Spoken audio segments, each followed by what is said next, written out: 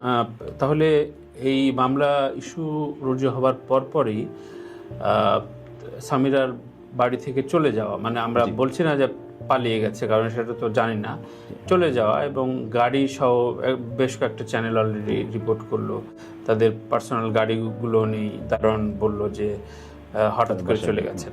তো এইটাকে কিভাবে ব্যাখ্যা করেন? উনি আসলে সবসময় বলতো সালমান শাহ আত্মহত্যা করছে। উনি বিভিন্ন ইন্টারভিউতে বলতো এবং ফেসবুকে খুব অ্যাক্টিভ ছিল। একটা সময় ওয়ার্ড প্রেস খুলেও সেখানে মানে তার লেখালেখি বা বিভিন্নভাবে বিভিন্ন ডকুমেন্ট দিয়ে বলার চেষ্টা করতো যে সালমান শাহ আত্মহত্যা করছে।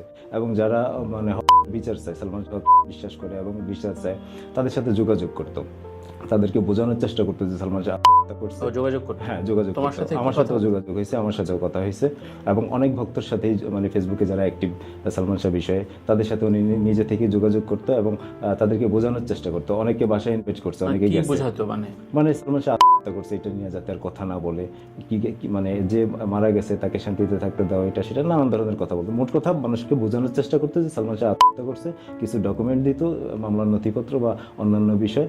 তো উনি আসলে এই কাজগুলি খুব অ্যাক্টিভভাবে করতো এবং এইবারও উনি 19 অক্টোবর পর্যন্ত খুব অ্যাক্টিভ ছিল ফেসবুকে।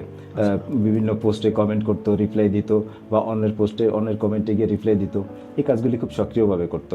মোট কথা উনি আত্মহত্যার বিষয়টারে এস্টাবলিশ করার জন্য যা যা করণীয় সেটাই উনি মানে সোশ্যাল মিডিয়াতে করছে। তো 19 তারিখ পর্যন্ত উনি অ্যাক্টিভ ছিল। 20 তারিখে যখন রায় হলো, এরপর থেকে আর ওনার কোনো খোঁজখবর নেই। ওনার বিভিন্ন ফোন নাম্বার বা ফেসবুক সমস্ত কিছু মানে একদম স্থবির। মানে এটাকে কিভাবে দেখছো তুমি? এখন উনি যদি আসলে অপরাধী নাই হইতো, ওনার এই মৃত্যুর সাথে যদি সংশ্লিষ্টতা নাই থাকতো, তাহলে উনি এত হঠাৎ করে মানে চুপ হয়ে গেলেন কেন? আর ওনার মানে বাড়িতে নাই, তার মানে একরকম পালিয়ে যাওয়া। তো উনি যদি আসলে একদম ক্লিন ইমেজের হইতো, অবশ্যই উনি পুলিশের সাথে যোগাযোগ করতো বা উনি ওনার যেটা আসলে করণীয় সেটা করতো। তো পালিয়ে যাওয়ার তো কোনো দরকার ছিল না।